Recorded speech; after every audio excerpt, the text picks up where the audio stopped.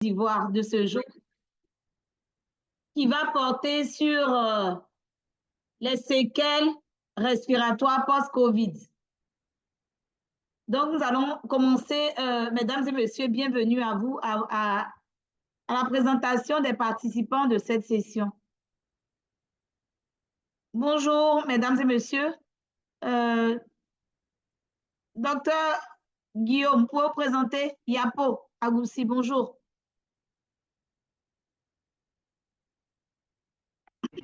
Ouais, bonjour docteur. Ouais, je suis Yapo Guillaume, la coupleuse J. Au fait, j'exerce dans une clinique de la place. Bon, j'ai l'habitude de suivre ce webinaire. Merci beaucoup. Merci beaucoup pour la session. Merci pour votre présence.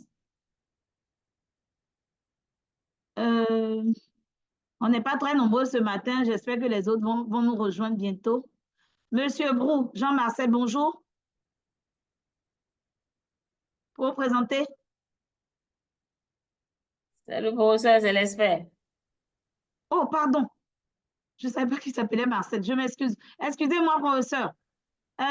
Bonjour, docteur Nico ici. Il n'y a pas de quoi. Il n'y a pas de souci, je suis là. Bonjour, docteur Nico ici. OK. Bonjour tout le monde. Bonjour, grande sœur. Je suis toujours docteur fidèle. Docteur Nekouressi, qui est toujours prête à apprendre un peu plus. Donc, je fais partie de la communauté médecin OMS à la retraite. Merci et bonjour. Merci beaucoup, grande sœur. Merci pour votre présence. Bonjour. Monsieur Sangare, vous vous présentez?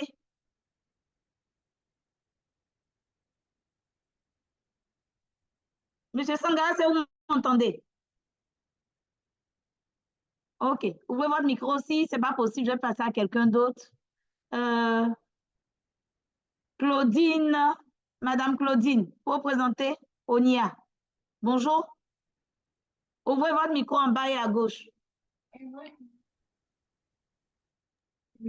Oui, bonjour madame, comment vous allez? Ça va bien, merci. C'est docteur Onia Claudine depuis RDC. Merci beaucoup, merci d'être là avec nous. OK. Oui, je suis du ministère de la Santé, du programme des urgences. OK, merci beaucoup pour votre présence. OK. Merci. Monsieur Ladibé, bonjour, vous vous présenter?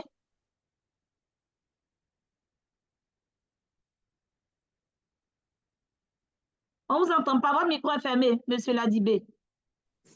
Oui, c'est docteur Ladibé Gagdan. Je suis médecin depuis le Tchad. Merci beaucoup, nos amis du Tchad. Merci pour votre présence. Aboulaye Koulibaly, bonjour. Oui, bonjour. Je suis le docteur Koulibaly Abdoulaye. Je suis médecin. Point focal écho, CHR de Katiola. Merci beaucoup, les amis de Katiola. Merci pour votre présence. Direction régionale, je ne sais pas c'est qui, si la personne peut se renommer. Vous pouvez me donner votre nom, bonjour. Bonjour docteur. Bonjour. Je suis docteur Kakouras. C'est docteur Oras. Je suis médecin suivi évaluation à la direction régionale du Tonki. Ok, je vais merci, essayer de me docteur renommer. Akafo. Parce que vous êtes toujours Merci bien. fidèle. Merci pour votre présence et puis votre fidélité. Merci beaucoup. Monsieur, on dirait qu'il s'est déjà présenté. Guillaume Yapo vous a déjà présenté. Agoussi, il s'est déjà présenté. OK. Je sais pas c'est qui. Eco MSF, je ne sais pas c'est qui est derrière. Bonjour. Là, c'est l'équipe. Ah, c'est l'équipe, OK. À Corée, après pouvoir se présenter. Ah, OK, d'accord. C'est à Corée, OK. Merci beaucoup. Donc, s'il y a d'autres volontaires pour se présenter, sinon les personnes vont inscrire leur nom, prénom, leur lieu d'exercice et leur fonction dans le chat. Je vais passer à la présentation des membres du Hub. Je vais passer la parole à Dr. Kwasi, notre nouveau manager du Super Hub. qu'elle se présente, les autres vont se présenter et après, nous allons passer la parole à notre expert. Bonjour à tous. Merci beaucoup, Dr. V. Donc, comme nous sommes une communauté, on se connaît presque tous, en dehors des nouvelles personnes. Je suis Dr. Kwasi, voilà, en charge de manager les programmes éco au niveau de l'Institut national de santé publique. Merci Merci, beaucoup. Dr. Kwasi. Merci pour ta présence. Donc, No Haïti, bonjour.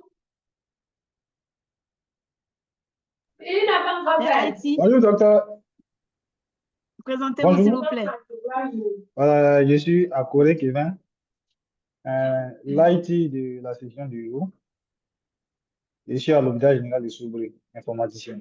Merci beaucoup. Merci, Monsieur Akore. Notre ami Koulibaly Urich, vous vous présenter?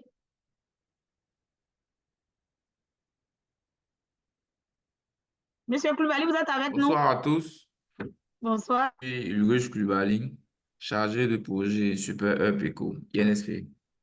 OK. Je ne sais pas si Monsieur Konaté est là, je ne le vois pas. Je vais passer la parole à professeur, notre expert de ce jour, qui est maître de conférence agrégé en pulmonologie, chef de service du Centre de traitement des maladies endémiques. Cher maître, vraiment merci pour votre présence. Nous allons vous passer la parole pour que vous présentez à la communauté. Bien. Bonjour à tous. J'espère que tout le monde m'entend. On vous entend, professeur. D'accord. OK. Donc, je suis le docteur Ayubo Jean-Marcel. Je suis maître de conférence agrégé en pneumologie au CHU de Cocody, le coordonnateur du centre de traitement des maladies endémiques du CHU de Cocody. C'était, disons, le centre dédié à la prise en charge de la COVID qui est actuellement retransformé en centre de référence de la prise en charge de la tuberculose multi-résistante et ultra-résistante. Voilà à peu près un peu présenté le conférencier. Merci beaucoup, monsieur le professeur, et surtout merci pour tout ce que vous faites dans la prise en charge de la COVID, de la pulmonologie. Nous allons passer à la présentation de l'agenda et des consignes éco. Et après, aujourd'hui, nous allons un peu inverser. Nous allons commencer par la présentation didactique et on va suivre aussi par la présentation de cas. Donc, comme nos amis n'ont pas l'habitude, ils vont vraiment s'atteler à comprendre cela. Nous allons commencer par la présentation didactique suivie d'échanges et ensuite la présentation d'un cas clinique qui va être piloté par notre cher maître. Donc, nous allons présenter l'agenda. Merci, M. Akore. Donc, après les différentes présentations, nous allons passer par la présentation didactique de l'expert, suivi d'échanges sur cette présentation. Et ensuite, on aura un cas clinique avec des questions de clarification et des recommandations. Et après, nous allons faire la clôture de la séance avec le feedback, comme on a l'habitude de faire, et donner la date de la prochaine session. Merci beaucoup. Nous allons passer par rappeler les consignes pour la tenue d'une bonne session éco. Restez en sourdine à moins que vous ne parliez et éliminez ou réduisez les distractions environnementales pour améliorer la qualité du son et de la vidéo. Utilisez la vidéo dans la mesure du possible.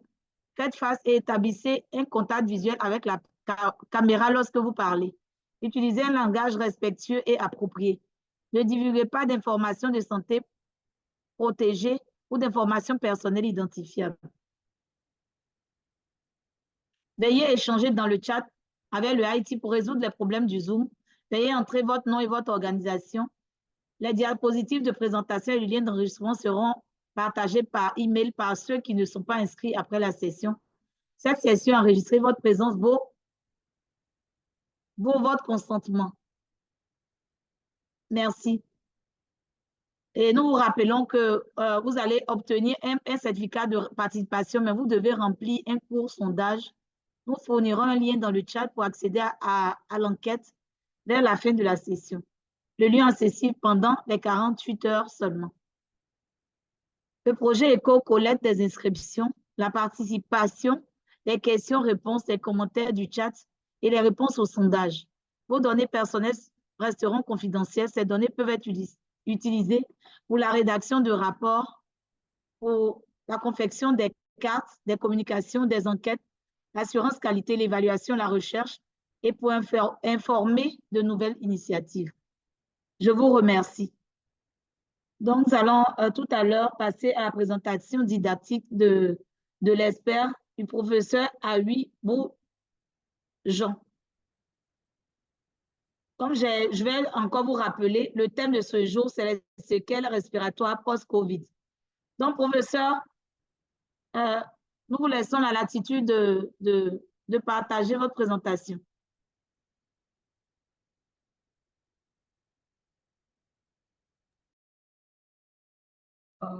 Je crois que le professeur est déconnecté. Voilà. Donc, avant qu'il ne revienne, tu pourras poursuivre. Peut-être qu'on pourra faire le partage. Monsieur Akoré, s'il a sa présentation. Monsieur Il Akoré, vous avez présente la déjà des présentation. soucis.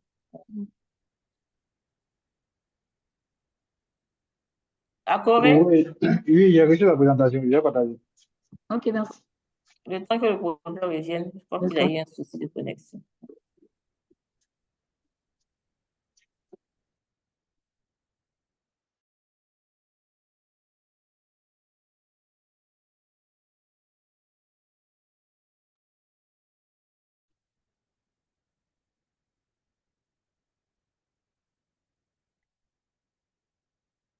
Oui, merci, cher maître.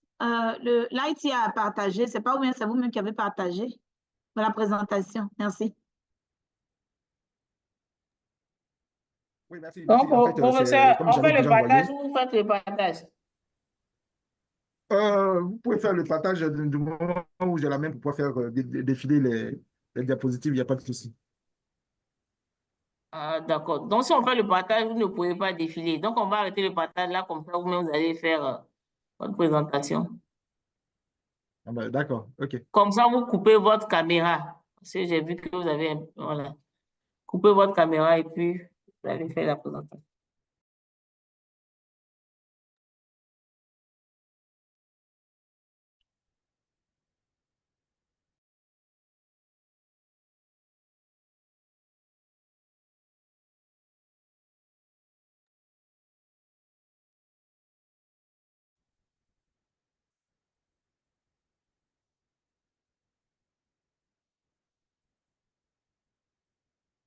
Je n'ai pas encore le partage d'écran, hein. C'est bon, professeur. Vous pouvez y aller.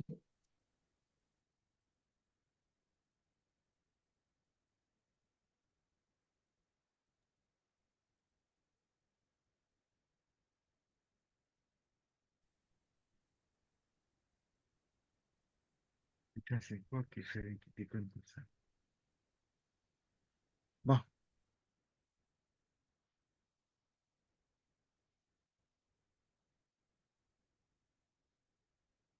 ça va? Tout le monde à l'écran? Oui, c'est bon, professeur. OK. Bien, donc, en tout cas, merci encore au projet ECHO, hein, pour ce partage d'expérience sur le thème séquelles respiratoires post-Covid. Pour ça, C'est vous vraiment mettez en important de diaporama, s'il vous voir plaît. lorsqu'on prend en charge des malades qui ont eu la COVID, pardon. C'est bon? Oui, merci. Merci, on voit, merci. C'est bon, professeur, vous pouvez y aller. OK. Donc, c'est important de connaître les séquelles des patients. Donc, aujourd'hui, on va parler des séquelles respiratoires post-COVID.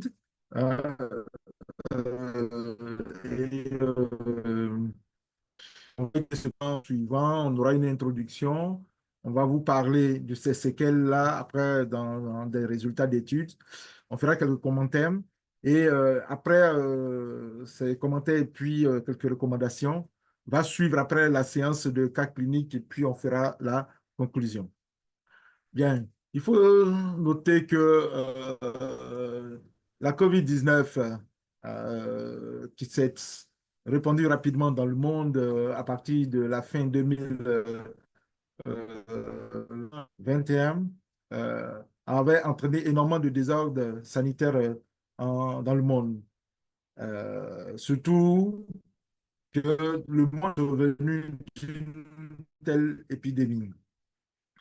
Et cette maladie, qui est la COVID-19, touchait principalement le poumon. Touchait principalement le poumon avec des symptômes qui étaient très courants comme la toux, la fièvre, l'asthénie, des myalgies, l'anorexie et la dyspnée. Dans toutes les séries qu'on a eues, la plupart des patients qui avaient la COVID se rétablissaient. Mais on a noté une proportion qui est non négligeable, qui vont, après la fin de leur COVID, complètement guéris, vont présenter des symptômes en rapport respiratoire, une atteinte respiratoire. Et ces symptômes-là vont gêner la vie de ces patients, malgré le fait qu'ils... je dis bien des symptômes respiratoires, parce que je fais la différence entre ces séquelles-là et le COVID long, puisque le COVID long, c'est cette persistance de ces symptômes-là, quasiment plus de 3 à 6 semaines après la guérison. Non, là, ce sont les symptômes respiratoires qui vont persister après la fin de cette COVID-là. Donc, on a noté hospitalisé 1 mois après la sortie, présenter des troubles respiratoires fonctionnels. Et ces troubles respiratoires fonctionnels étaient à l'origine d'essoufflement et parfois même d'une incapacité à réaliser des activités physiques, alors que il n'y avait aucun symptôme de COVID. Disney. En Côte d'Ivoire, on avait eu nos premiers cas en mars 2020. Et à la date d'aujourd'hui, le 8, on a plus de 88 000 cas avec 834 décès qui avaient été déclarés. Donc, depuis fin 2022, on n'a plus de décès liés à la COVID, même si l'infection continue de circuler. Et on a de moins en moins d'hospitaux. Dans notre série, qu'on avait présenté la dernière fois, on avait eu dans notre série les patients qui présentaient des signes respiratoires à la fin de leur prise en charge. On avait des patients qui étaient suivis en ambulatoire. On avait eu des patients qui avaient été hospitalisés en réanimation. Et puis, des patients, pour la plupart, qui étaient en service de médecine. Mais il faut noter que tous ceux-là étaient suivis en consultation après leur sortie. Après leur sortie, ils étaient suivis en consultation. Et la plupart de ces patients, comme le note l'épidémiologie de la COVID, c'était des patients qui étaient avec un âge allant entre 50 et plus de 65 ans, qui représentaient près de 75% de notre effectif. Et effectivement, dans toutes les études qu'on a montrées, on a montré que la COVID a survenu chez les sujets âgés, parce que ces sujets-là étaient porteurs de tares et fortement débilités. Les principaux symptômes qui sont rencontrés lorsqu'on fait la consultation des patients thoraciques qui sont à type de piqûre, ce ne sont pas de grosses douleurs thoraciques pour lesquelles on a besoin d'antalgiques, mais c'est le patient qui ressent, et surtout lorsqu'il essaie de respirer à fond, il a une sensation de piqûre. Et ça, c'est ce que vous allez surtout rencontrer, les douleurs thoraciques. La toux. La toux, dans toutes les consultations, qui persiste. Et ça, c'est lié au fait que au décours de la COVID, vous avez eu une atteinte bronchique. Donc, le malade va devenir quasiment hypersécrétant. Et avec cette hypersécrétation, il y a une irritation euh, des éperons qui sont entre les bronches, qui va faire que le patient va faire avoir ce réflexe de toux qui va persister. Mais c'est une toux qui est soit sèche dans la plupart des cas. Rarement, elle est productive et elle aura des expectorations de cas sont des expectorations micropurulentes. Même le symptôme qui va le plus rester, qui va rester le plus longtemps possible et qui va gêner le plus la vie des patients, c'est la difficulté à respirer. Tous les patients, on a cette difficulté à respirer qui va commencer par une dyspnée. En fonction de la classification de Sadoul, la plupart du temps, c'est des dyspnées de type 3 dans la classification de Sadoul. Parce que ces patients ont été hospitalisés, ils étaient à des types de dyspnées type 5, mais quand ils sont sortis avec, ce sont la plupart du temps, dans la dyspnée type 2, c'est des dyspnées pour des efforts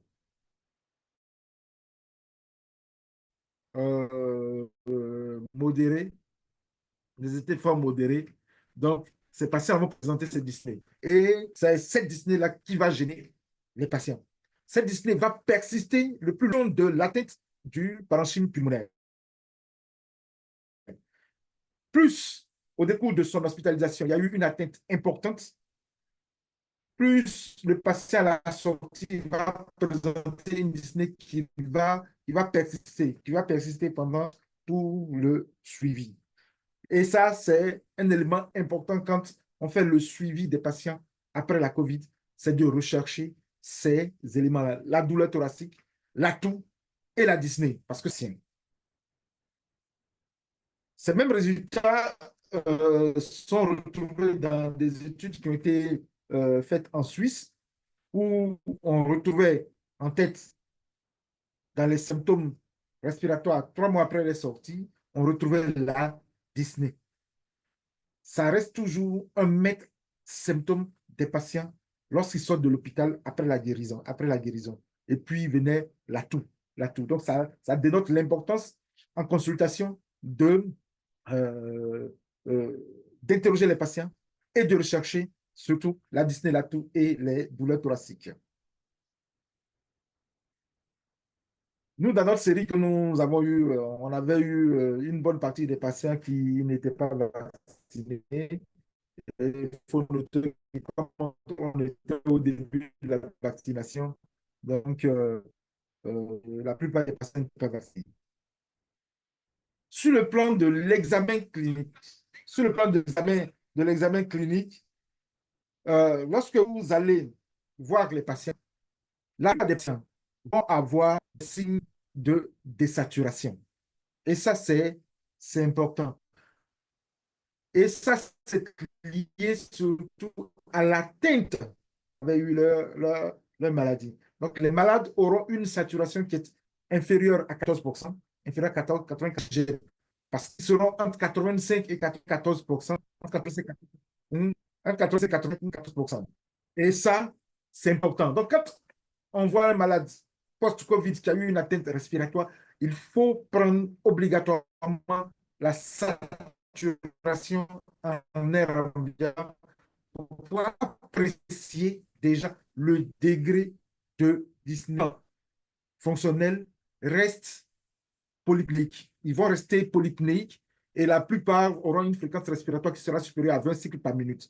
Ça, supérieur à 20 cycles par minute, mais pas des fréquences respiratoires qui vont nécessiter une hospitalisation.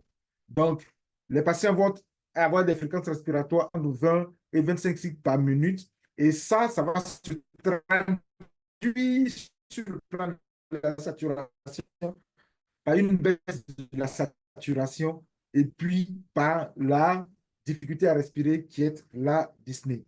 Donc, principalement, quand on regarde en termes de séquelles fonctionnelles qui vont persister chez ces patients, vous avez la toux, la dyspnée, la douleur thoracique. Mais les symptômes les plus majeur, la dyspnée et la toux qui vont beaucoup aider le patient. On aura une désaturation de ces patients-là avec une fréquence respiratoire qui est supérieure à 20 cycles, mais qui peut être géré en ambulatoire sans forcément nécessiter une hospitalisation parce qu'on n'est pas à des fréquences qui sont de l'ordre de 30 cycles, 35 cycles où on a des détresses respiratoires. Donc, ça reste toujours de la dyspnée qui va au maximum s'arrêter au stade 3. La plupart des patients, on va les voir avec au stade de SADOUL, SADOUL 1 ou SADOUL 2. Donc, c'est des malades pour lesquels la dyspnée peut être tolérée. On dirait le procès un problème de connectivité.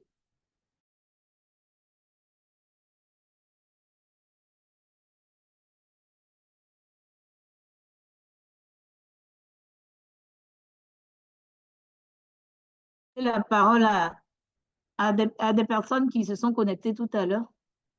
Bonjour, nos amis qui viennent de se connecter, pour vous présenter. Monsieur Abakaba, pour vous présenter rapidement le temps que le professeur se reconnecte.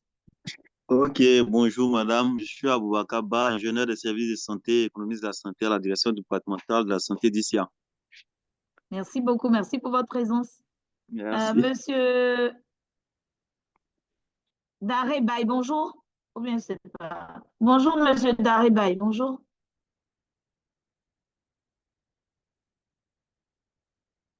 Monsieur Daré Baye, vous vous présenter, bonjour. Ouvrez votre micro en bas et à gauche.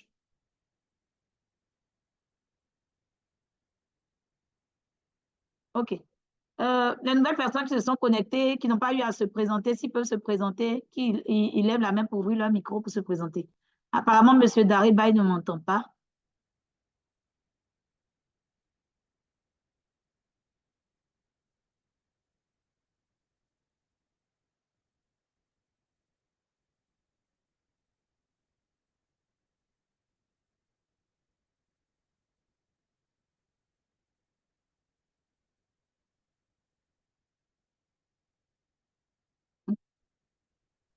Allô? Allô, oui, professeur. Avec la Oui, connexion, je oui, ne sais la pas si... connexion. Vous oui, il allez y a eu un peut-être petit... repartager. Oui, oui, il n'y a pas de problème. Vous pouvez repartager. Merci, professeur. C'est bon, on voit? Pas encore.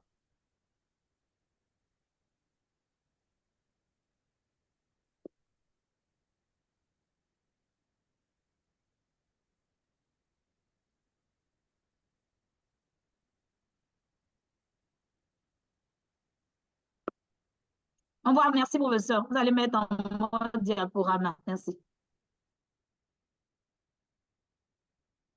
OK. Donc, c'est ça du direct. Parfois, la connexion Internet est instable.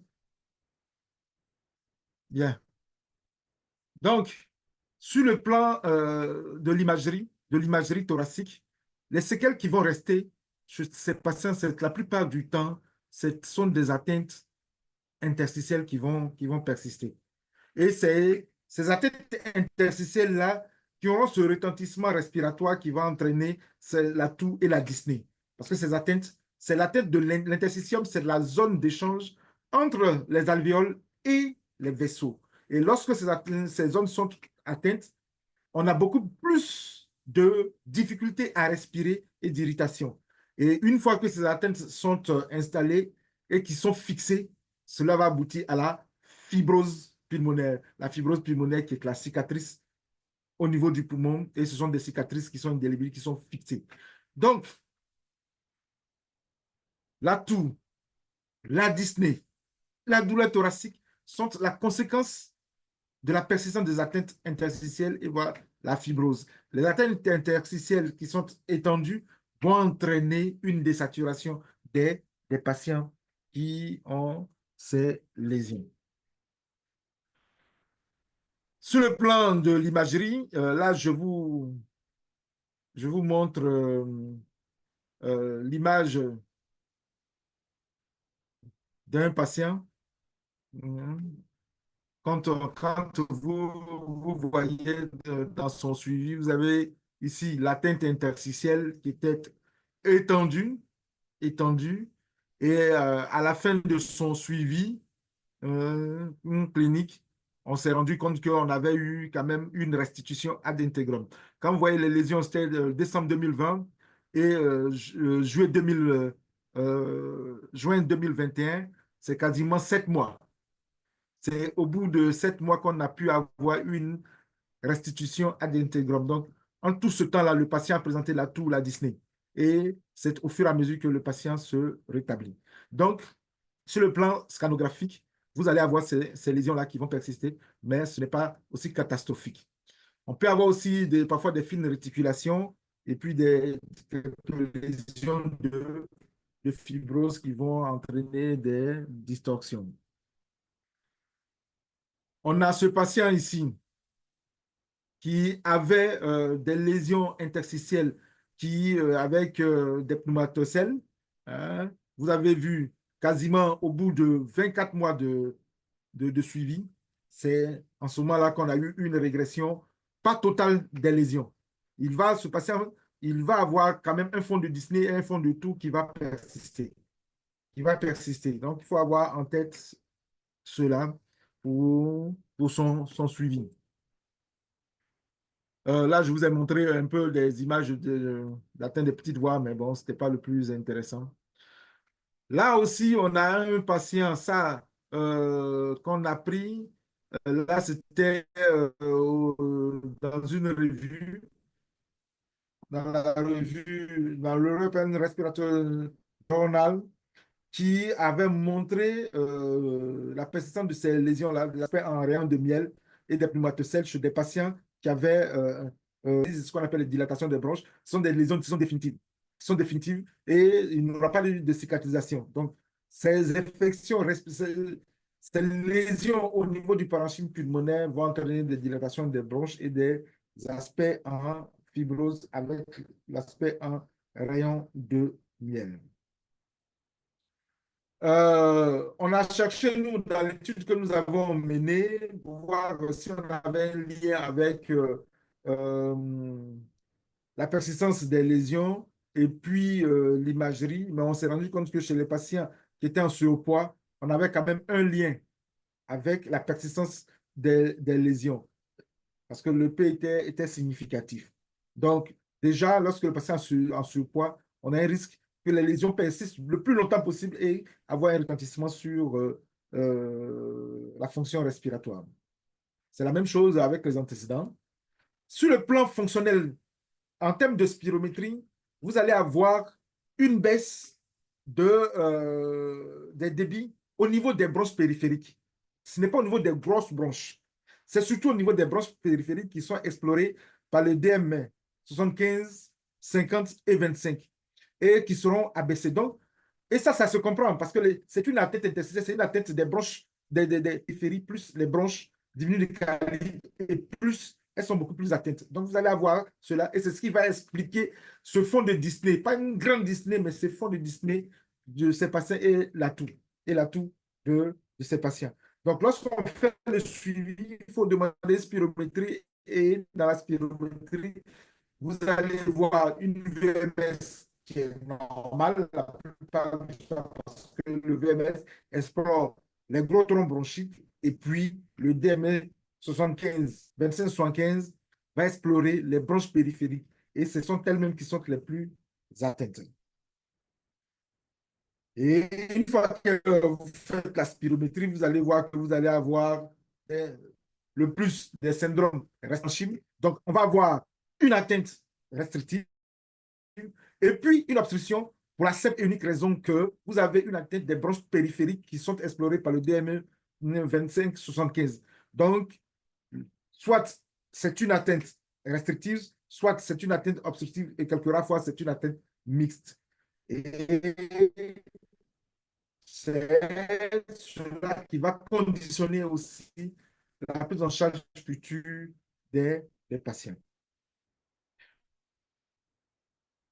Au niveau toujours de la fonction respiratoire, on aura des signes de distension et ça s'explique parce que vous avez la capacité pulmonaire totale qui va s'abaisser, et c'est des patients qui auront beaucoup plus de mal à prendre le souffle, ils vont de l'air, parce qu'ils sont distendus. Et cette distension va s'explorer par la capacité pulmonaire totale. Au niveau de la diffusion, ça, vous allez l'observer surtout lorsque vous allez faire la gazométrie artérielle des patients. Vous allez vous rendre compte qu'on aura le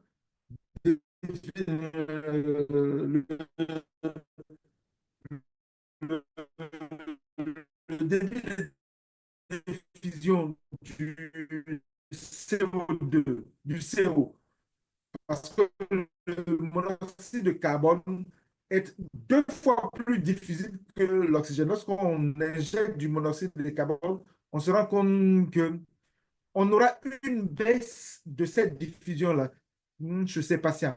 Et si on revient en arrière avec les lésions qu'on a ici au niveau du parenchyme pulmonaire, ça ne peut que s'expliquer. Parce que là, si on a une atteinte interstitielle qui est aussi importante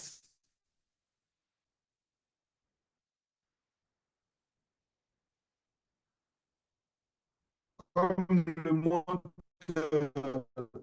cette image, si on a une atteinte interstitielle qui est aussi importante, on ne peut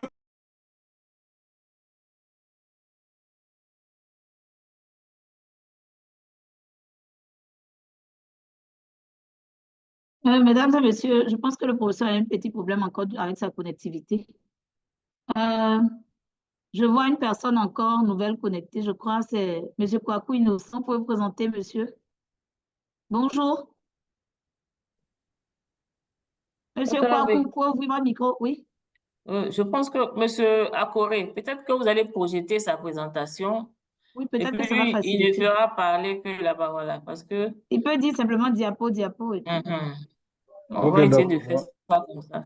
Voilà. D'accord. Donc, on commence à positionner là où il est arrivé là. Et puis bon, en attendant que les autres se posent. Donc, professeur, vous êtes de retour. On suggère de faire passer la présentation ici et puis vous allez vous connecter uniquement. Votre micro est fermé, professeur. Allô, professeur? Bon, d'accord. Votre micro est Pas fermé. de souci. D'accord.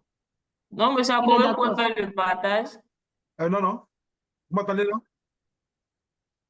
Oui, professeur, on suggérait de faire le partage à votre place. Comme ça, vous allez gagner en énergie pour parler. Allô, professeur, vous nous entendez? Il n'y a pas de souci. D'accord. Donc, Il vous a dit, il n'y pouvez a pas de souci. arrêter. Voilà, vous pouvez arrêter votre partage, professeur. OK. OK. Ok, vas-y, monsieur Akoré.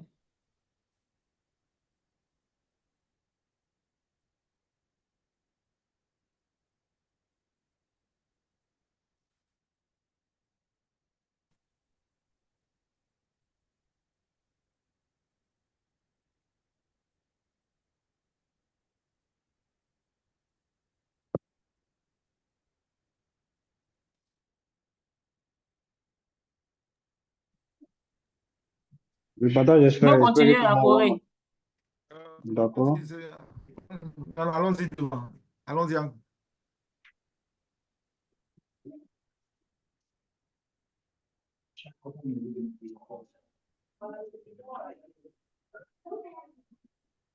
Il n'a qu'à poursuivre, il n'a qu'à poursuivre. On avait dépassé là. Continue, continue, continue. Non, on n'était pas encore arrivé ici, professeur. Voilà, on était ici au niveau Ok. de la distension. Non, non, pas ici. Avant ça. Avant. Non, non, non, non. Non, non, non. Avant. Avant, il faut revenir en arrière. En arrière. pas en arrière. Non, là, tu es en train d'avancer. Il faut revenir en arrière. Non, il est en train d'avancer.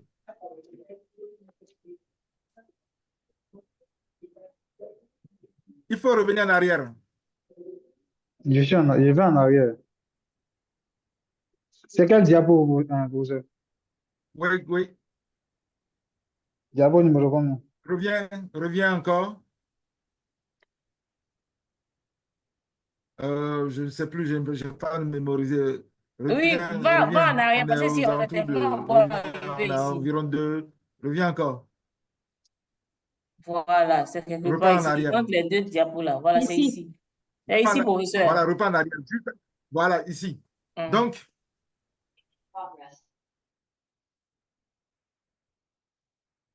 voilà. Donc, on était ici, ça montrait la distinction de la diapo suivante.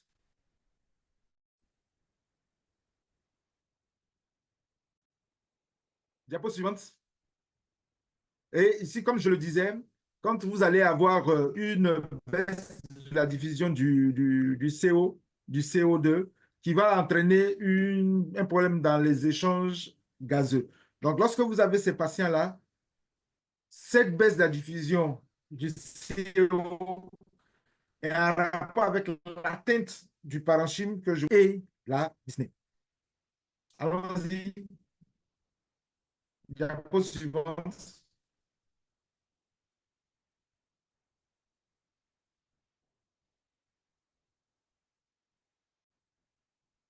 Et ça, cette atteinte au niveau du LCO va avoir un retentissement sur la capacité. Non, non, non, non. Diapo avant. Je vais partir un peu vite.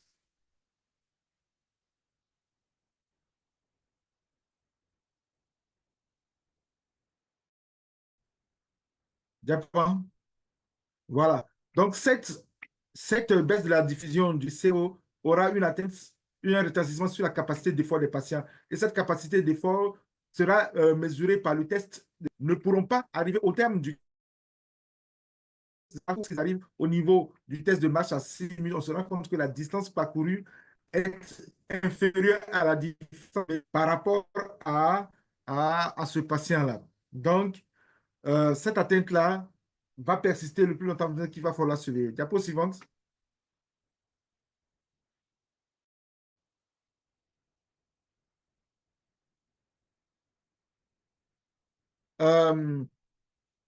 Allons-y encore, allons-y, parce que là, on avait mesuré le VMS et l'âge. Ça montrait qu'il n'y avait vraiment pas de lien entre cette chute du VMS et l'âge chez les patients. Diapo suivante.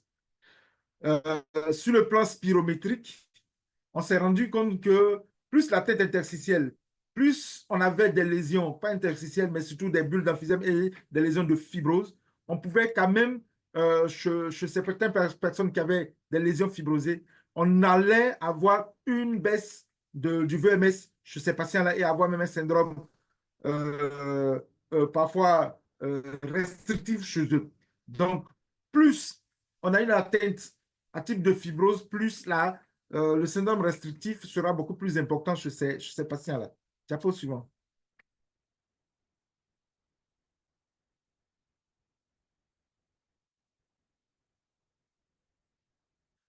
Allons-y, diapo suivante.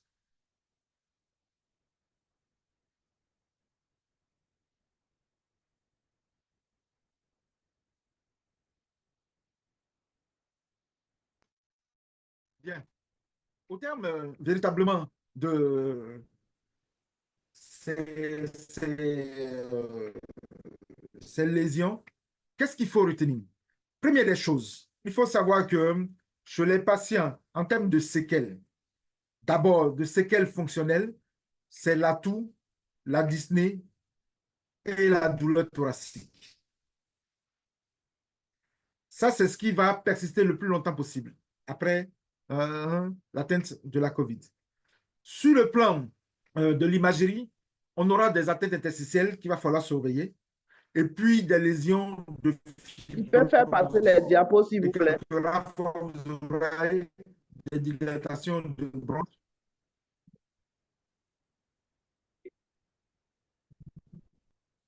Non, ça, je suis en train de résumer avant les recommandations. Avant les recommandations. Donc, qu'il patiente.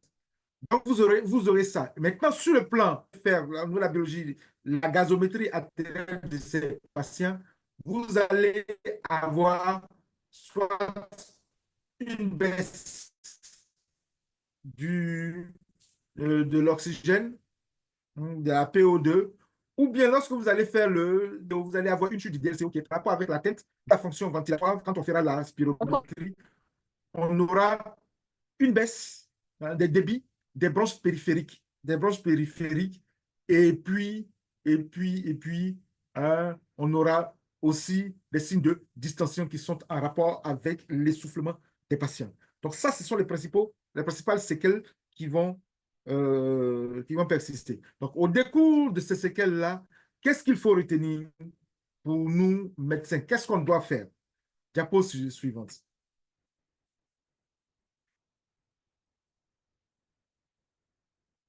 Bien. Donc, le pneumologue ou le médecin généraliste qui suit les patients, en fonction de la situation, doit interroger le malade. Il interroge le malade et vous voyez, si c'était un malade qui est juste symptomatique, qui a été symptomatique, qui n'a pas été hospitalisé, vous avez les examens à faire qui sont au niveau de la fonction pulmonaire, c'est la spirométrie, avec le DLCO, les gaz du sang, si la saturation en oxygène est inférieure à 92%. Vous allez faire le test de marche de 6 minutes et au niveau de l'imagerie, c'est le scanner thoracique. Et ça, c'est à l'intervalle de 3 mois. Un intervalle de 3 mois. Chaque 3 mois, vous le faites jusqu'à obtenir une régression ad integrum des lésions.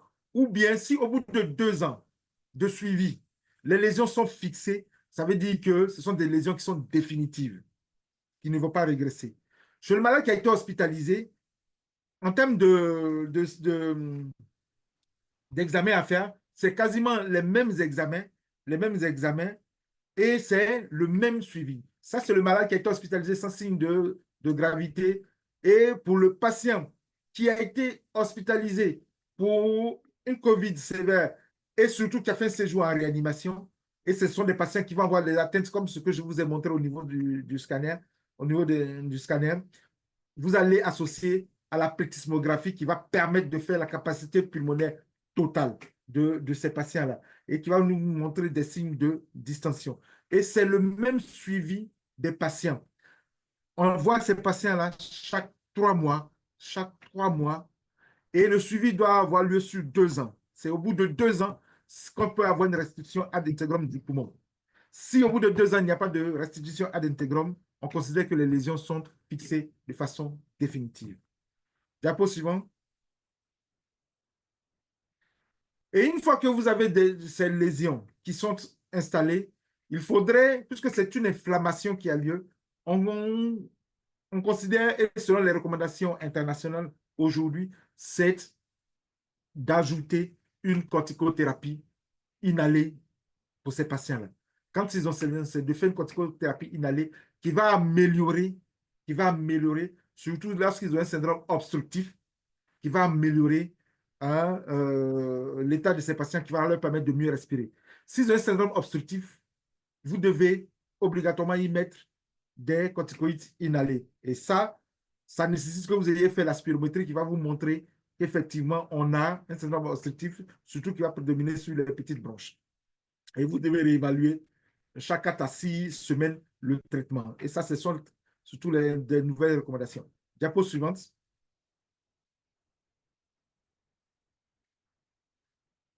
Et ces recommandations nous disent aussi, lorsque la tête est importante, surtout, on a un syndrome obstructif et parfois même, lorsqu'on a une pneumopathie interstitielle qui va entraîner un syndrome restrictif, il faut y ajouter une corticothérapie.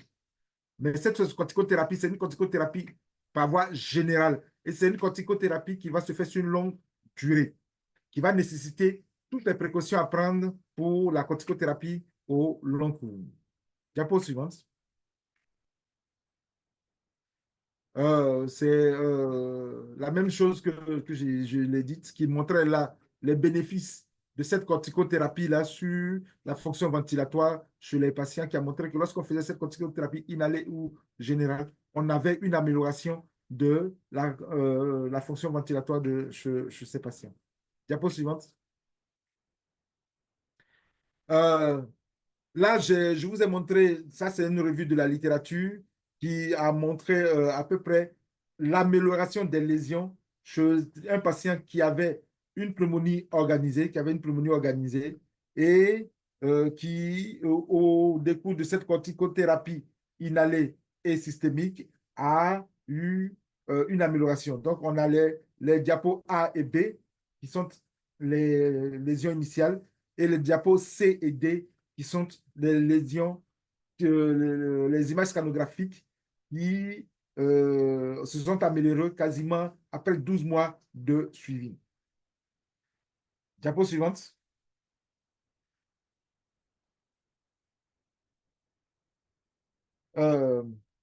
Donc, là, on vient de finir la présentation didactique. Dans notre déroulé, il doit y avoir des questions avant que je ne vous fasse le cas clinique sur lesquels vous allez aussi répondre. Donc, ce qu'il faut retenir de cette présentation didactique, c'est que les séquelles qui vont persister au niveau fonctionnel, vous avez la toux, la dyspnée, la douleur thoracique. Au niveau de la paraclinique, l'imagerie, vous allez avoir des atteintes interstitielles et des lésions de fibrose, mais principalement des atteintes interstitielles. Et au niveau de l'exploration fonctionnelle, vous allez avoir soit des syndromes obstructifs qui seront mesurés surtout par le DME 2575 qui explore les bronches périphériques et vous allez avoir des signes de distension thoracique qui seront en rapport avec l'augmentation de la baisse de la capacité pulmonaire totale. Et tout cela sera en rapport avec une diminution de la diffusion du CO2 et des échanges gazeux. Et ce sont des lésions qui vont persister. Et dans le suivi, on doit faire un suivi régulier chaque 3 mois et le suivre sur les patients au moins sur 2 ans pour s'assurer qu'effectivement les lésions sont fixées ou sont complètement guéries. C'est ce qu'il faut retenir de cette présentation. Je vous remercie. Merci beaucoup, professeur. Envoyez des signaux pour dire merci au professeur pour cette brillante présentation. Mesdames et messieurs, envoyez des signaux pour dire merci à notre cher maître pour cette présentation. Nous allons... tu peux arrêter le partage en attendant qu'on puisse échanger. Laisser la parole à nos participants pour des questions, des échanges, pour mieux comprendre en fait la présentation du professeur. Mesdames et messieurs, vous avez la parole. Monsieur Akapo, avez-vous une question au professeur pour mieux comprendre? Monsieur Akapo Orias. Oui, non, pas de questions, docteur, pour l'instant. OK, merci beaucoup.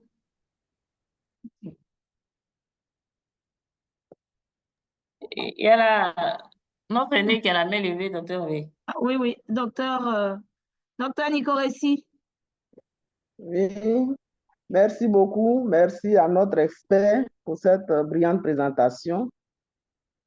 Je voulais juste demander quel est l'impact des personnes vaccinées sur cette pathologie.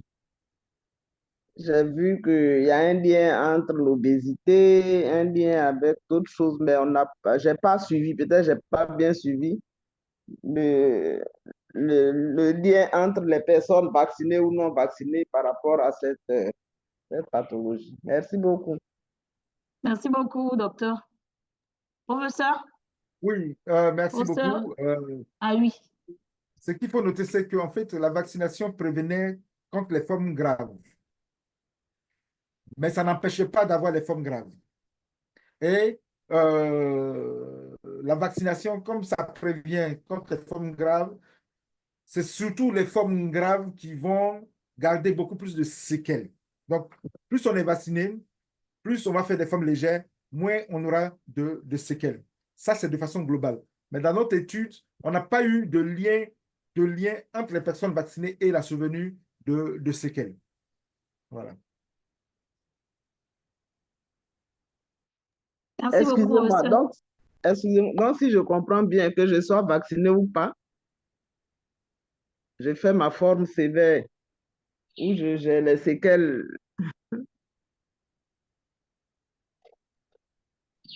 C'est ça. Comme je l'ai dit, Dans la vaccination, dans notre étude, je veux dire, oui. non.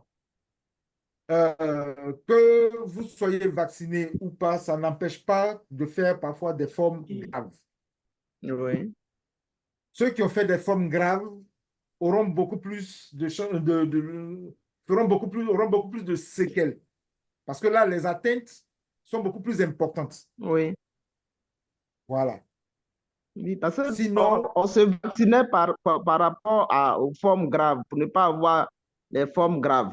C'est pour ça qu'on a demandé de se faire vacciner, si j'ai bien compris, hein. voilà. Maintenant que je sois vacciné ou pas, je peux développer la forme grave. Vous pouvez, dans quelques cas, vous pouvez développer des formes graves. Dans quelques cas. Je m'excuse beaucoup parce que nous sommes dans un pays où tout le monde ne voulait pas se faire vacciner, même jusqu'à aujourd'hui. Et si nos études montrent que je sois vacciné ou pas, je vais développer la forme grave et par conséquent, je vais avoir les séquelles. On n'a plus d'éléments pour susciter les personnes à se faire vacciner. Non, Donc, il je faut n'ai qu'on pas poursuive dit. les études. Oui, Non, bon, docteur, je je n'ai laisse pas parler dit l'expert. que. Oui, Je n'ai pas dit que hein, quand vous allez être vacciné, vous allez forcément avoir. Je dis qu'il y a une faible proportion qui, malgré le fait qu'il soit vacciné, va faire des formes graves. ah, ok, C'est une d'accord. faible proportion. C'est bon. Ok. Vous avez compris? Oui, oui, ça va mieux. Oui, oui. Voilà. D'accord. C'est une faible proportion. C'est la même Ah, chose pour le d'accord. BCG. Vous voyez, le Oui, oui. BCG, Si, le si. BCG prévient contre les formes graves chez les enfants. Mhm. Mais il y a des enfants, malgré la vaccination, qui vont faire des formes graves. Ce n'est pas un vaccin qui protège à 100%. Le vaccin de la COVID euh, protégeait aux alentours à l'aide de 60 à 90, voire 94% de protection pour certains vaccins. Donc, je veux dire que vous n'avez pas une protection à 100%. OK? Si, Voilà. si, ça va mieux. Oui, oui. C'est ce que je me disais, mais je n'avais pas bien suivi. Merci beaucoup. OK. Donc, plus on est vacciné, moins on développe les formes graves et quand même ceux qui Voilà. ont développé ces formes graves sont sujets, comme les autres, aux séquelles. OK, c'est bien compris. Merci Bien sûr. beaucoup. Ouais. OK, mesdames et messieurs les participants, est-ce qu'il y a d'autres personnes qui ont des questions? Nos amis de la RDC.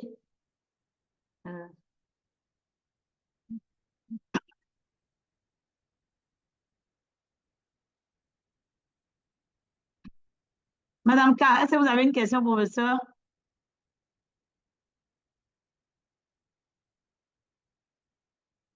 Madame K, est-ce que vous m'entendez? Oui, je vous entends. Est-ce que vous avez une question? Non, je n'ai pas de question. OK. Donc, si vous n'avez pas de questions, nous allons poursuivre avec le cas clinique.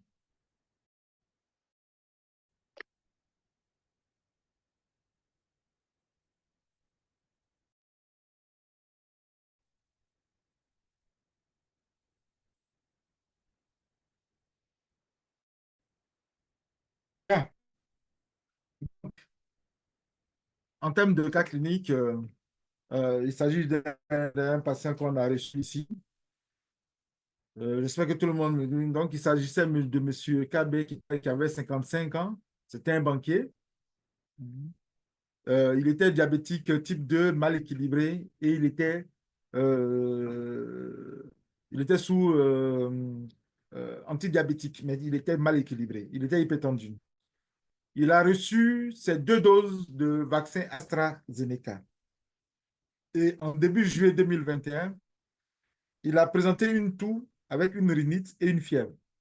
Il s'est rendu dans un hôpital où il a été diagnostiqué comme une rhinite d'origine virale, mais qui était probablement surinfectée. Donc, il a reçu un traitement à base de Doliprane 1 gramme à prendre chaque 6 heures si la température était supérieure à 38 0,5. Je vais faire le tâche. Ok, je sais ici.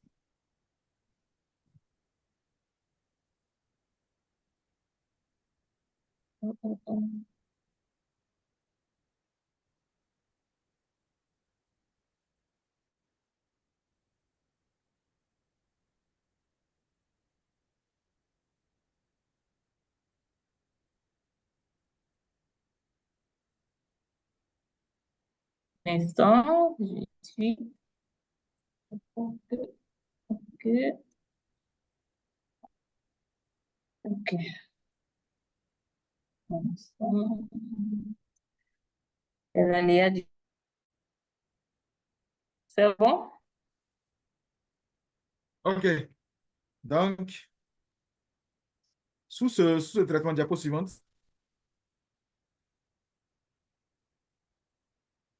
Donc, tout ce traitement, on ne va pas noter d'amélioration parce qu'on va avoir une accentuation de la toux. On a une fièvre qui persiste et puis une dyspnée qui progressivement passe d'une dyspnée de stade 1 à une dyspnée de stade 3, 4 avec une désaturation à 85% en air ambiant. Donc, devant cette dyspnée et puis cette désaturation, le patient il a été admis au CTME du CHU de Cocody. Et à l'admission, on avait un patient qui avait un score OMS à 2. Il était fébrile à 39,5 avec une pression artérielle à 170 sur 90 mm et puis un pouls, il était légèrement tachycardie. Il avait un poids de 90 kg pour une taille de 1,75 m. Il avait une fréquence respiratoire à 25 cils par minute avec des signes de lutte respiratoire à type de battement des ailes du nez. Et lorsqu'on a repris la saturation, il était effectivement à 85% en air ambiant. La pause suivante. Lorsqu'on l'examinait, on avait retrouvé de fins râles crépitants aux deux bases pulmonaires et puis une tachycardie qui était régulière. Et devant ce tableau-là, on a eu la chance, le patient est venu avec sa radiographie du thorax qu'on n'a pas vraiment retrouvée dans nos archives et un scanner bilatéral qui prédominait à droite. Diapo suivante. Voilà. Donc, on vous montrait la teinte. Vous avez, que j'ai bien souligné, qui est là, bien encadrée. La teinte interstitielle qui prédominait à droite. Diapo suivante. Donc là, en tenant compte de votre expérience, je vous pose la question, quelles sont vos hypothèses diagnostiques? Et puis, si vous pouvez les justifier. OK, merci pour ça. Mesdames et messieurs, voilà le cas clinique. Donc, on demande les hypothèses diagnostiques devant la présentation de ce cas. Donc, je vais résumer un peu. C'est un patient de 55 ans qui est diabétique de type 2, mal équilibré et hypertendu, qui a reçu 2 doses d'AstraZeneca, qui est venu début juillet pour une toux rhinite dans un contexte fébrile.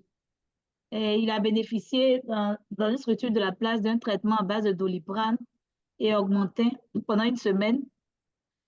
Mais devant la persistance de la toux, de la fièvre et de la dyspnée, a été hospitalisé au CHU de Cocody. Et à l'admission, il était fébrile, avait une tension artérielle à 17,9, une fréquence respiratoire à 28 cycles par minute et des battements des ailes du nez, saturation à 85% en air ambiant.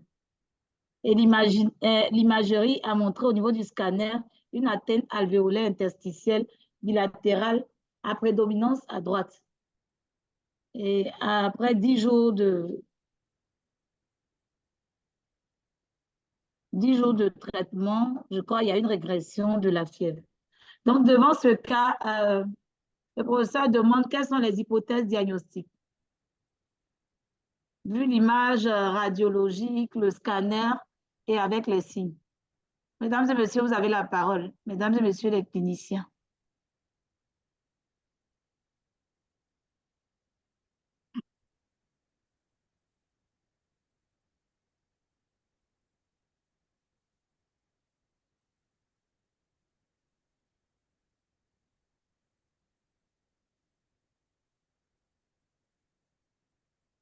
Docteur Kwaku Innocent,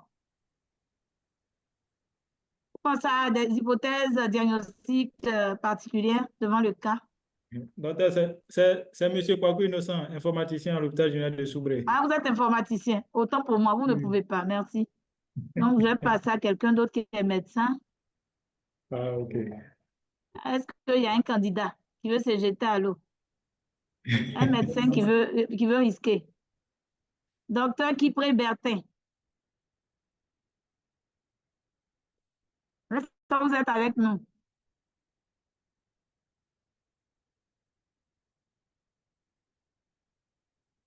Docteur Kipré, pour ouvrir votre micro en bas et à gauche. OK, si docteur Kipré ne m'entend pas, nous allons passer à docteur Guillaume Yapo. Docteur, bonsoir.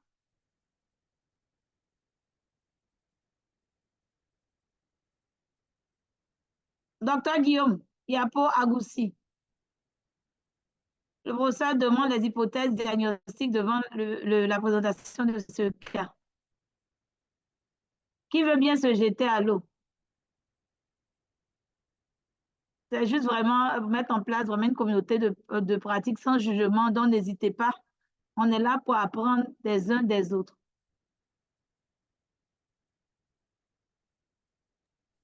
Bon, je pense que les gens peut-être sont un peu Ils sont intimidés. encore Crispés. C'est pas pour vous compliquer la tâche, mais simplement je vais dire que lorsqu'on a ce tableau clinique, quelqu'un qui a ces antécédents-là, la première hypothèse à laquelle on pense à une pneumopathie bactérienne.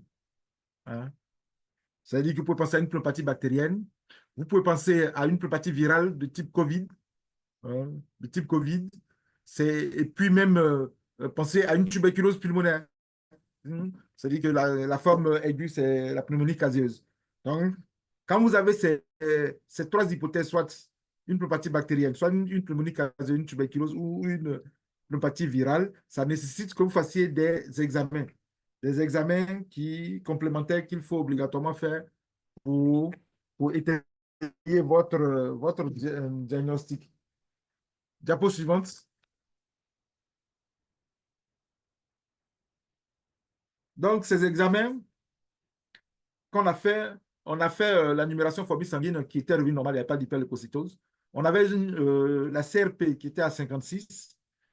La PCT, c'est la procalcitonine, qui était inférieure à 0,5. Et ça, c'est important.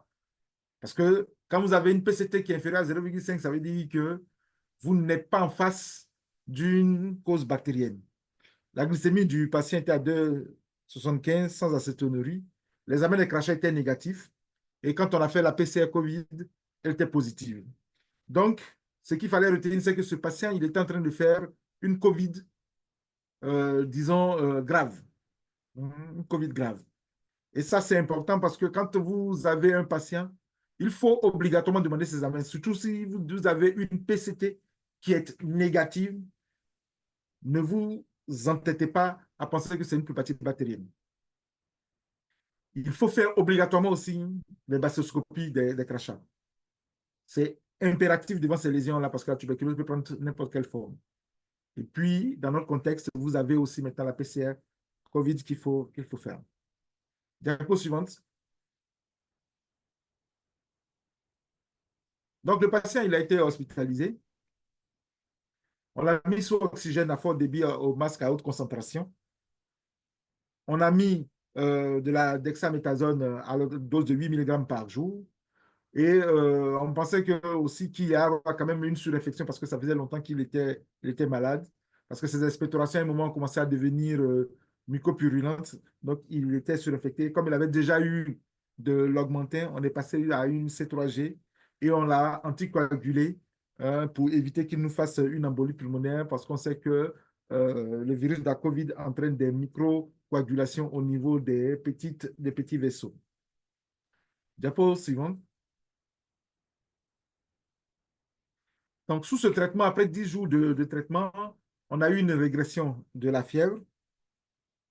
On a eu la dyspnée qui est passée d'une dyspnée de repos à une dyspnée pour les efforts modérés, c'est-à-dire on est passé d'un stade 4 de Sadoul à un stade 2. Mais il persistait, comme le dit, c'est ce fond de Disney. Et la radio de contrôle qui avait montré la persistance des atteintes interstitielles. Et à 10 jours, c'était tellement tôt parce que ce qu'il faut noter qu'en matière de pneumologie, le nettoyage radiologique, il est en retard sur le nettoyage clinique. Donc, vous allez avoir un malade qui va bien, mais vous faites la radiographie, les images sont identiques. C'est pour cela, vous avez vu que dans la COVID, le suivi, il est long, 3, 6, voire 12 mois pour qu'il y ait un début de nettoyage radiologique. Et on a autorisé le patient à repartir à son domicile après 15 jours d'hospitalisation. Diapo suivante. Bon, 3 mois plus tard, en fin septembre 2021, on a eu une reprise de la toux avec fièvre et une accentuation de la dyspnée qui est partie jusqu'au stade 4. Le patient a été réhospitalisé parce qu'on ne comprenait pas, il allait bien. Et puis, hein, on s'est rendu compte qu'il y a eu une accentuation de sa toux. On s'est dit, ben, écoutez, est-ce qu'il a refait encore sa COVID? Est-ce qu'il a refait encore sa COVID? Ça nous interpellait. Diapo suivante. On refait les examens. On trouve que là, il a les globules blancs qui sont à 12 500 avec 72% de polynucléaires neutrophiles. La CRP est toujours à 56. Mais cette fois-ci, la PCT est supérieure à 0,5. La glycémie est déséquilibrée à 1,75. Il n'y a pas d'acétonurie. L'examen des crachats est négatif. L'examen cytobactériologique des crachats est négatif. On a fait l'antigénurie pneumocoque qui est négatif. Et la PCR COVID est négative à 2 reprises. Diapo suivante. Et on fait le scanner thoracique. Voici les lésions que ça nous montre. C'est vraiment une atteinte alvéolaire qui est bilatérale, hein, qui occupe quasiment la quasi-totalité du poumon. Et c'était compréhensible. Avec ces lésions-là, c'est normal que le patient redevienne essoufflé et fébrile. Diapo suivante. La question que je vous pose, si vous pouvez, est-ce que vous pensez à quelque chose? Docteur Kakpo-Horace.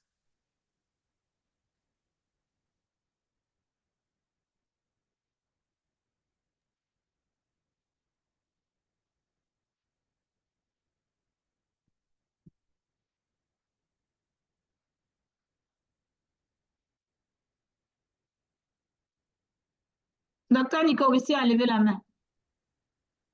Docteur Nicovissi, allez-y, s'il vous plaît. Oui, bon, je ne suis pas clinicienne, hein, mais je pense qu'il a tellement bien présenté son cas clinique que moi, je pense que c'est une définition vraiment claire d'une infection, comment on dit ça, des séquelles post-Covid. Parce qu'il était en train de développer sa COVID et puis 3 mois après, il revient à les signes. On a vu que tous les examens biologiques que vous avez faits ont éliminé quand même la tuberculose et puis comment on appelait ça?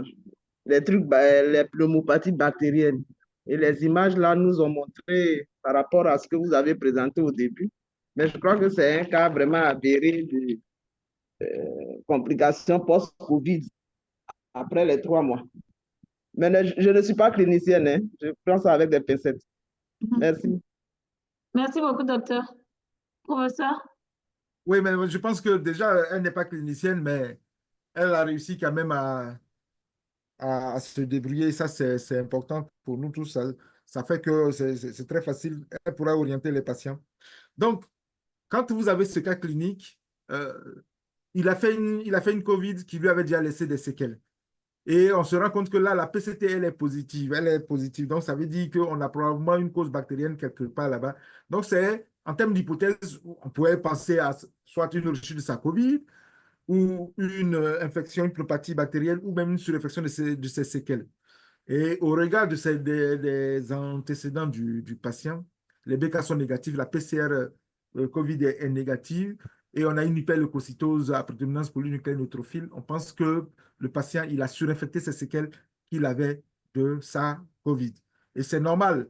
c'est un patient qui est débilité, il est diabétique. Il est diabétique. Il a fait une COVID grave qui a affaibli déjà son poumon. Et c'est normal qu'avec tout ce qu'il y a dans l'air comme infection, il puisse développer une surinfection de ses séquelles. Diapo suivante. Donc, sur le plan thérapeutique, on a associé une corticothérapie à son traitement. Cette fois-ci, on a fait une C3G parce que la dernière fois, on a fait une C3G plus le fluoxacine. On l'a oxygéné, on l'a mis sur anticoagulant. Et en termes d'évolution, diapo suivante. Au bout de 3 jours, on a une régression de la fièvre, de la dyspnée de repos au bout de 10 jours, et le patient est sorti. Et on a décidé de faire sa surveillance au 6e mois qui montrait un nettoyage progressif des lésions. Diapo suivante. Donc, à M3 de sa surinfection du poumon, à 3 mois de sa surinfection du poumon, comme vous voyez là, par rapport à l'atteinte, vous avez vu qu'il commence à avoir une régression de l'atteinte alvéolaire qui a franchement diminué. Et à M6, diapo suivante. À M6, vous avez vu sur les différentes diapositives, il ne restait que quelques séquelles au niveau du parenchyme pulmonaire de façon bilatérale. Donc là, vous voyez qu'on est à 6 mois, il y a encore des lésions. Donc ce malade-là, on l'a suivi quasiment au bout de 12 mois. Mais là, depuis quelques mois, on ne le voit plus en consultation. Je pense qu'il se sent tellement bien qu'il a décidé de ne plus venir en consultation parce qu'on l'avait bien informé qu'on devait le suivre au moins 2 ans. On a pu avoir les imageries jusqu'à M6, mais on n'a pas eu à M12, M18 et M24 pour s'assurer qu'effectivement, il y a eu un nettoyage radiologique complet. Diapo suivante. Donc, au terme de ce cas clinique, on recommande aux personnes de santé, 1, de faire un scanner thoracique des patients post-COVID à 3 mois, à 6 mois, à 12 mois. De consulter les patients à 3 mois, à 6 mois, à 12 mois et à 24 mois. De demander une spirométrie des patients ainsi qu'une gazométrie, post-hospitalisation à 6 mois et à 12 mois, si on a les lésions qui persistent, qui sont fixées. Et en faisant cela, ça va nous permettre de savoir si ces malades-là gardent des séquelles ou pas. Et ça, c'est important pour nous cliniciens, pour nous-mêmes agents de santé et pour tous ceux qui font la santé publique. Je vais terminer pour dire en conclusion, diapo suivante. Diapo suivante. Donc, la COVID a fait beaucoup de dégâts dans le monde entier. Certains patients qui croyaient avoir échappé se retrouvaient en consultation après avec une persistance des signes alors qu'ils ont été déclarés guéris. Et pour ces différentes raisons, les patients post-COVID doivent bénéficier d'une prise en charge complète même quand ils ont été guéris. Et cette prise en charge doit être plus accentuée sur les patients qui sont âgés et qui ont des comorbidités. Et ça, c'est important. Diapo suivante. Nous sommes au terme de notre présentation. J'espère que chacun a appris beaucoup de choses. Je remercie encore le docteur Kwasi et le docteur V du projet ECHO de nous avoir permis de faire cette présentation. Je me tiens à votre disposition pour d'éventuels éclaircissements sur la présentation et sur le cas clinique. Je vous remercie.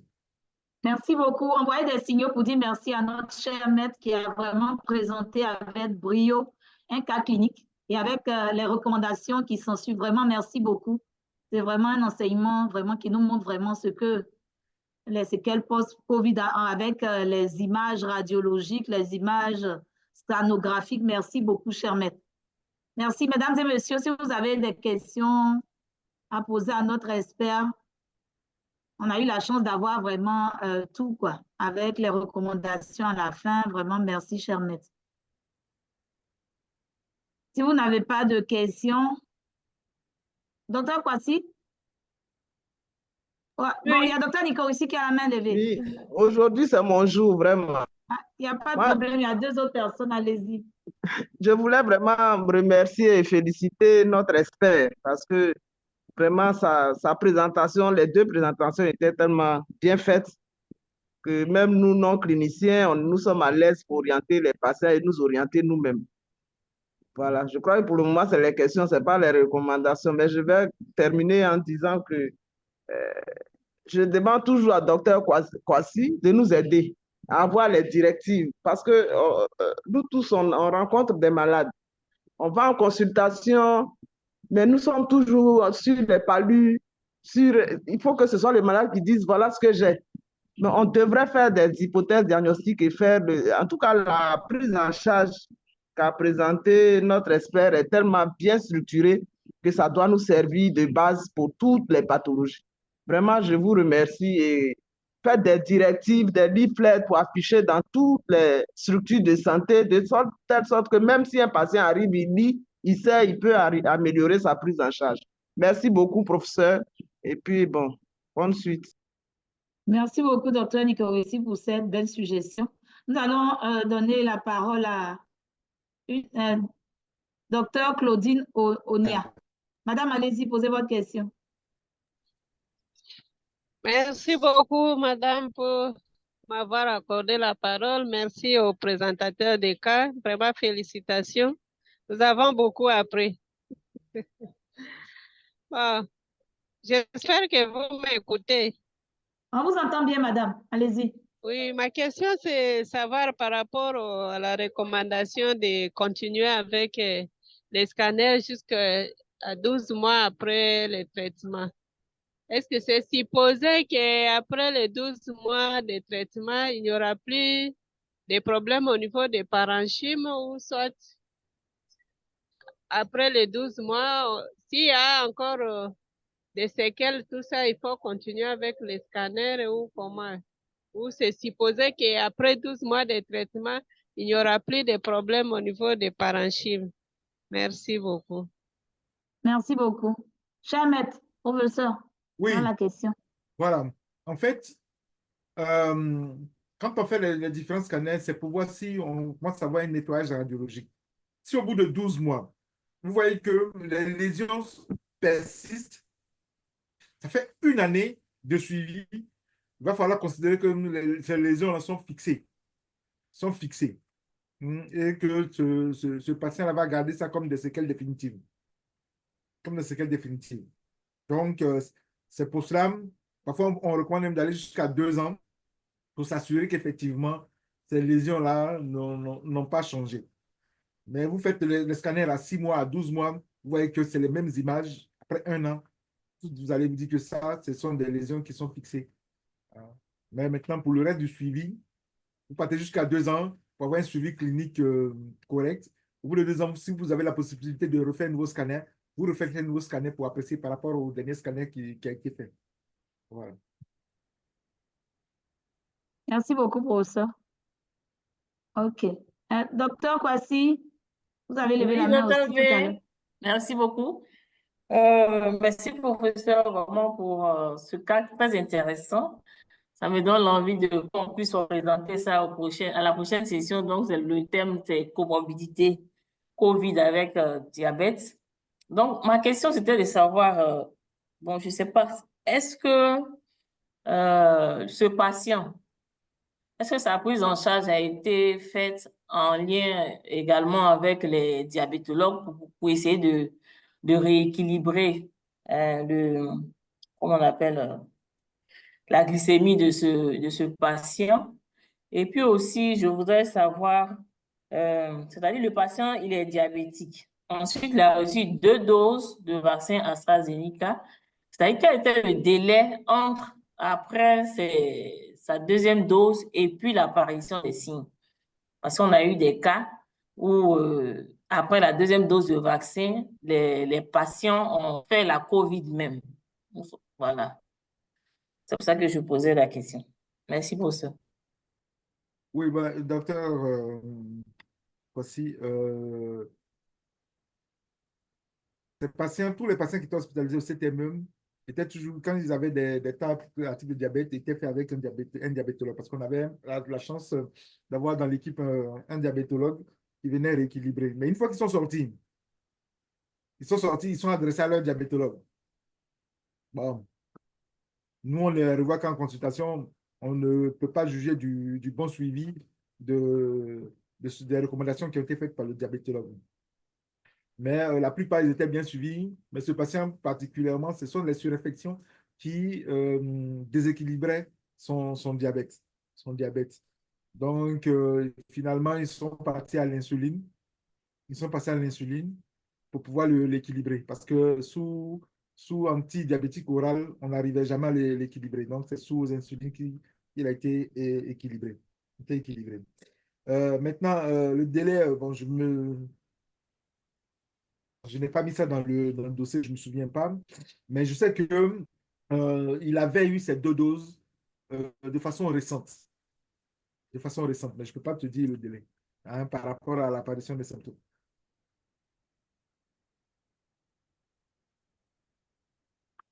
Ok, merci beaucoup, professeur. S'il n'y a pas d'autres questions, on va mettre... vous avez le feedback, donc essayez de... On a besoin vraiment de vos retours sur le feedback. Vous aurez le feedback tout à l'heure. On a besoin de vos retours sur le feedback. N'oubliez pas de faire le feedback, c'est vraiment important. Et on aura notre prochaine session le 5 septembre qui va porter sur la COVID longue et puis le diabète. 5 septembre, jeudi. La prochaine session d'éco COVID longue Côte d'Ivoire. Docteur Kwasi, si tu as un mot de fin, qui sont fidélisés, merci de prendre votre temps d'être avec nous. Bon retour chez vous dans vos différentes familles et nous vous donnons rendez-vous à la prochaine session.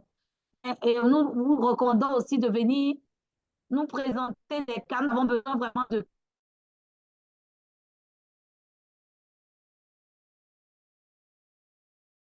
aider-nous à pouvoir continuer à pérenniser vraiment ces sessions qui nous permettent vraiment de garder de bonnes pratiques et d'échanger. Merci beaucoup. Merci, cher maître, pour le temps pris et merci vraiment pour cette belle présentation et surtout ce beau cas clinique qui montre que vraiment, ce n'est pas un leurre, que ça existe vraiment, qu'il y a vraiment des séquelles post-COVID qui sont vraiment des réalités dans nos services. Je vous remercie. Bon retour dans vos différentes familles, que Dieu vous garde et à la prochaine. Merci beaucoup, Dr. B. N'oubliez pas de faire l'évaluation. Voilà, surtout à nos participants qui sont fidèles, parce que c'est à la fin du programme qu'on va donner le certificat pour ceux qui sont réguliers. Donc, en tout cas, on vous encourage à faire vraiment l'évaluation. Merci beaucoup. Au revoir. Merci, Dr. Kwasi. Merci à tous. Merci beaucoup.